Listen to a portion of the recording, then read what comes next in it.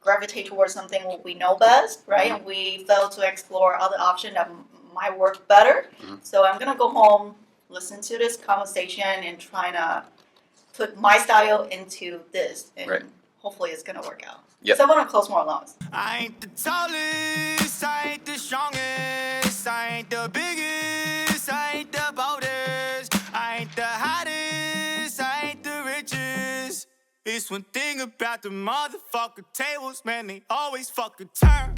Because the last thing you want to do is spend an hour pitching him, selling him, and then relying on him to sell the spouse. Right? The spouse will be the sole reason or excuse as to why they don't go forward. Because sometimes it's not their spouse. Sometimes they're just blaming it on their spouse because they're not man enough to tell you, I don't want to do it, right? But if you eliminate that decision or you make a connection with the spouse, then they become your cheerleader when you get off the phone, right? Like, oh man, I really like Lynn. Oh, Lynn's really good. She pointed out all the details, and it's because it was the husband that gave you all the information in the first call to begin with, but the wife now loves you, right? It's like, man, she hit every single note, like everything that we talked about, she addressed. I like her. Right? Now that's the motivation you want to leave with. So even if he was like, oh yeah, I'm gonna go get these other quotes, yeah, well, I like Lynn, right? You want one of them to be on you. So so the transition is not to be expected to be as a pitch call, right? Where sometimes like the since you didn't really do a 2 call pitch, like you might set it up as, okay, I'll have options for you at about 4 o'clock, 5 o'clock, or sometimes I hear I'll have options in an hour or 2 hours, right? And ultimately, what that screams out is, hey, I can pitch you in an hour or 2 hours. That's when it's a trigger that when they hear options, which is the reason why I don't present my pitch as, hey, I have options. Grab a pen and paper, right? Or option 1, 4.99. Yeah, I don't go that way. It's opened up like this. It's saying, like, you're the prospect, right? Say, hey, Lynn, this is Daniel. I was getting ready to send out the information. I have it all buttoned up for you. But, my manager caught something. Or you say, hey, I found something, however you want to use it. And say, I want to run it by you first before I release it out, right? And say, this is what I was thinking is that, here's my idea is that you'd mentioned the very first call, and of course you confirmed both of them are there, right? So you'd mentioned the first call that it was important for you to create some sort of savings because as of right now, you're only paying the minimum on the total 30 grand credit card debt you have.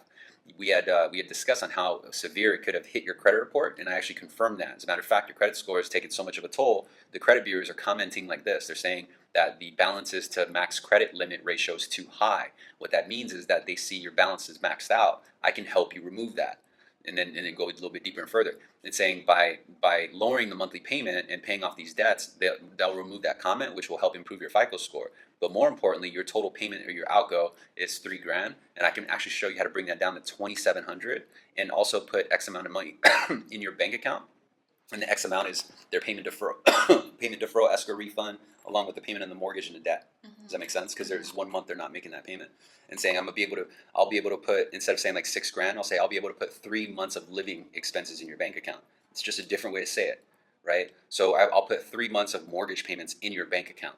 That's huge, rather than saying I'll give you $6,000, right? And then, so again, it's the wording, but when you open it up this way and say, hey, I had an idea, I just want to run it by you real quick, the reason why it works is because they absorb the full message. They're not guarding themselves for the message. And when you illustrate that they have this particular pain and they need this result, that's what influences urgency, is because they know that you have their solution and all they have to do is this. But more importantly, they know that they're going to lose that solution if they don't move within that 24-hour reservation. Does that make sense?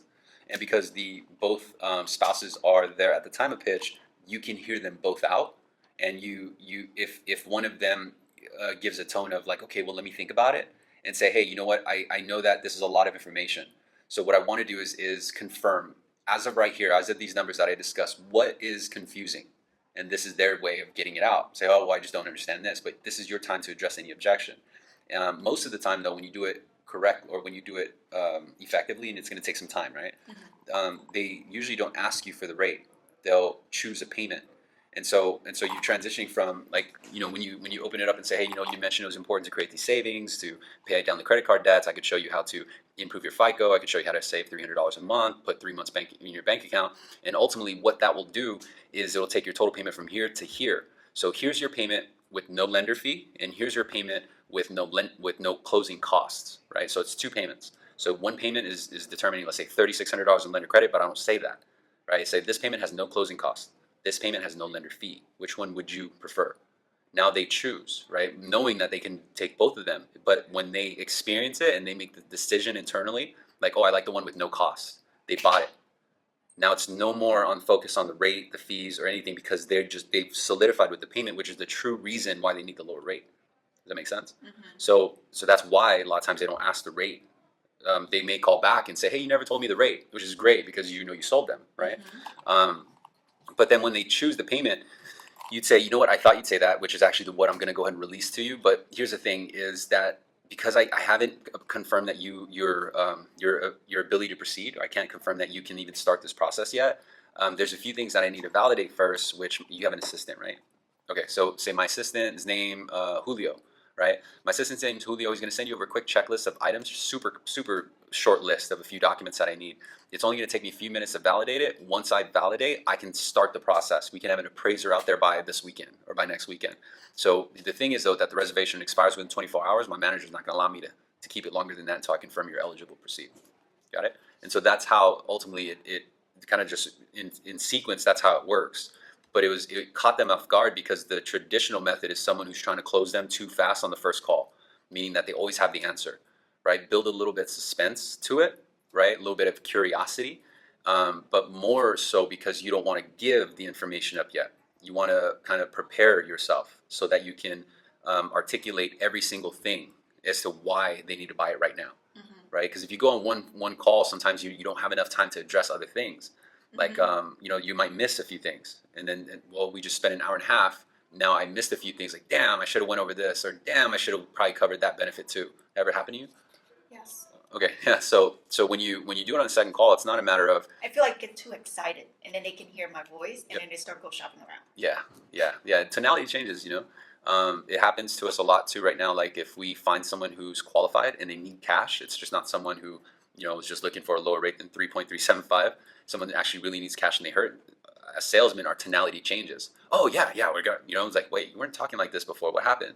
And then they feel the sense of a salesman, right? And as they should, because it's our motive. It's because we are coming from a mindset where we're just worried about ourselves, right? Like, we should, because we're salesmen, right? Our income is derived based on how many sales we get.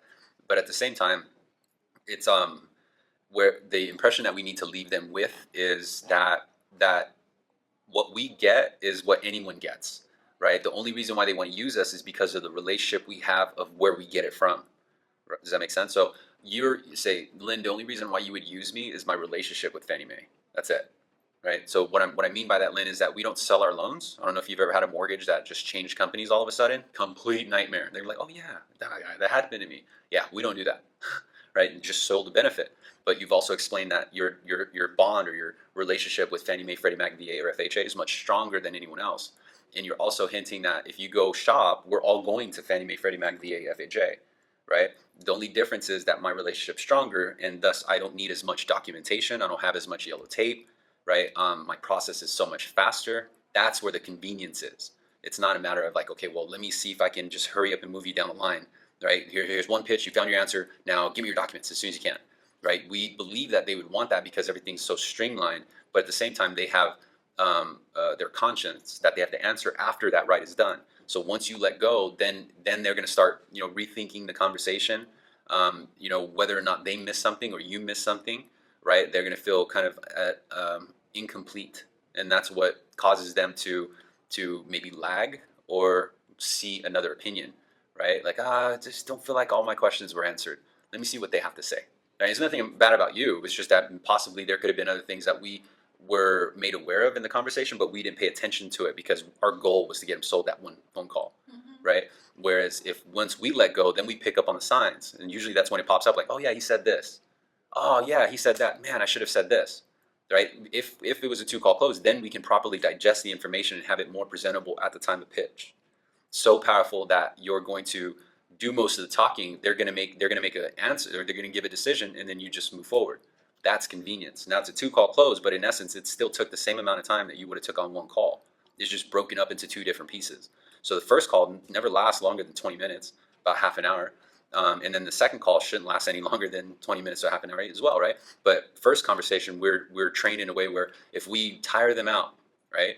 It's not necessarily tiring them out. It's a matter of making that connection And now in a society where you can literally order something with a one-click buy on Amazon, have it at your doorstep in 24 hours, right? People want the automation, but at the same time, they appreciate the bullet points that you're hitting. So instead of saying, when they talk to their spouse, hey, I talked to this loan officer from New American Funding, they said that could lower our rate and payment. Well, what did they say the rate was? Oh, I forgot. Oh, no, don't refinance. The rates are up, right? Because they never asked the rate. But at the same time, let's say they did say, oh yeah, she said it like 4.5, but it's completely free. 4.5, right? Like, well, we got 3.65. Yeah, but she said she's saving us 600. Yeah, but 4.5. And then so this is the conversation that's happening after you're gone. Does that make sense? Mm-hmm. Whereas if we incorporated the wife, then we can condition her way of thinking to be in line with how we're thinking, right? And now everyone is sold, everyone is motivated, and that's how you get them to respond. And so it's the reason why it works also is because it's making it scarce. So you're putting them on a 24-hour reservation. You're not saying they're locked. You could still do your lock script and then confirm on the script and say, hey, you know what, because this call is recorded, I do need to confirm with you again, this is not official until I validate your ability to proceed. You need to demonstrate you qualify for this term and these benefits. And then they'll say, yes, I understand. Okay, what time tomorrow can we expect those few items from you? Right? It's only going to be like a pay stub, W-2. You're just looking at the cert real quick. Saying it's going to be super easy. What time tomorrow do you think you can get it? And again, you're on a recorded call, right? Say, I can get it tomorrow by 6 o'clock. Okay, great. Thank you very much. Let me go ahead and end the recording. Now they kind of feel committed. Like, I'm recorded, that I'm going to have it by tomorrow. Now it becomes a project. Now it becomes like homework. So they're going to take a little bit more credibility as to just getting an email from your assistant saying, hey, Lynn needs these things. You see what I'm saying? So it's really kind of just how you relay the value. I think that will really help with how you drive it. But I know the difficulty of doing something that's foreign and it's different because you're instinctively going to want to go back to your older ways, right? You'll be like, man, I got this. I can just sell them right now. I feel a good vibe, right? But like I said, it's just going to take some practice, So with that information, what doesn't make sense or kind of, doesn't answer a question? No, it answered all my questions. Just like what you just said right there, we gravitate towards something we know best, right? And we fail to explore other options that might work better. So I'm going to go home, listen to this conversation, and try to put my style into this. And hopefully it's going to work out. Yep. So I want to close more loans. Yeah. In that urgency training, you were in that urgency training, right? Mm-hmm. The whole trigger method and the way of driving the conversation or setting up the close, like if you break it down, look at your close, and typically the close sequence will happen of options, which are rate and payment, and then fees, and then lender credit and benefits, and then the logistics, right? So if that's your current cycle right now, regardless if it's a 1-call close or a 2-call close, it's important also to move the price and the rate and fees to the very end and hit them with benefits first, right? Like the solution, this is what it's going to solve. And because it becomes your idea, it's no longer an option, right? Like, hey, I had an idea. I want to get your feedback real quick. My idea is this. What are your thoughts on if we were to remove yourself from all this debt, create this much cash flow, put this much back in your bank account, help increase your FICO, help build your position to retire 15 years sooner? What are your thoughts on that? And they'd be like, yeah, how do I do it? Okay, cool. I thought you'd say that. So what I'm going to do is I'm going to show you how to bring your payment from here to here. This payment has no fees. This payment has no lender fee. Right? And then you're like, oh, okay, cool. Well, let me take that payment. Got it. Okay, I'm going to go and release it right? So you're just driving them down the line still. But they made their decision how they should make their decision, and it's based on creating the cash flow. We're not letting the rate or fees blind them or tarnish their decision making. Does that make sense? Yeah. Yeah. It'll probably take some practice to do it because it's different, right? I would say that probably what will help you is just make it seem like you aren't able to give them any information because you have this grand idea that you need to make sure that you can even offer it first. And so that will kind of take away the pressure of them saying, well, what can you get me? I have a few ideas, right? I just need to confirm. So, well, what's your idea, Lynn? Well, the idea that I have is to help you create enough cash flow to pay off all the credit card debt to put 6 months of, and then you go through those benefits. Oh, okay, cool. Yeah, we'll go see if your idea works. They can't combat that because you've already prepared yourself with the right leverage. So if any resistance comes, you're prepared, right? Mm-hmm. You kind of have them in the palm of your hand, right? Rather than just doing a quick offer. So hopefully that helps. Yeah, and just one more quick comment is for the past 3 weeks, I have been doubting myself because I sit around a lot of, good loan officer and I hear the way they pitch, so I try to copy them, but I guess it didn't translate, and I try to go back to my way, and it's not not working out too because I'm not getting docs back. Yep. So Take it away from you. Take it away from you. Like don't think it's about you, right? Because that will mess you up, and you'll start blaming yourself because you think it's all about you, right? What I mean by don't make it you is make it about the prospect. That's how you build rapport, right? So the key thing is that they don't know you, they don't know the process, they don't know what you're about to say. But if what we do, we know what we should gather, what we have as far as options go, and it's at our discretion and our choice on how we present it, right? So our motive right now is like imagine if your mom or your dad or your family member referred their best friend to you, how would you talk to them? In a completely different way than the salesman, right? Like, yeah, let me see if I can help you first, okay? Okay, so what do you so besides the mortgage, how much you owe, credit cards, like there's a completely different tone because I'm about to hook them up. Does that make sense? So now it's like, okay, cool. So I got a couple ideas, Auntie Jen, right? I got a couple ideas. Let me see if I can run it by him first, okay? And it's just the way you're talking. It's like it's a little bit friendlier. But I'm not worried about how they communicate or how he does it or how she does it, right? My whole focus is how do I help this prospect? And they will sense that. They'll sense it so much that will win the sale, regardless of how you deliver it, right? Now, granted, of course, I back that up. I mean, it doesn't matter how you deliver it because even if you try to build that rapport and say, okay, well, I got a couple options. Option 1, 5.4, but there's no closing cost. And then I got option 2, 4.75. There's a little bit of closing cost, right? If I present my pitch that way, then I'm losing them already because they just heard option and they just heard rate. You see what I'm saying?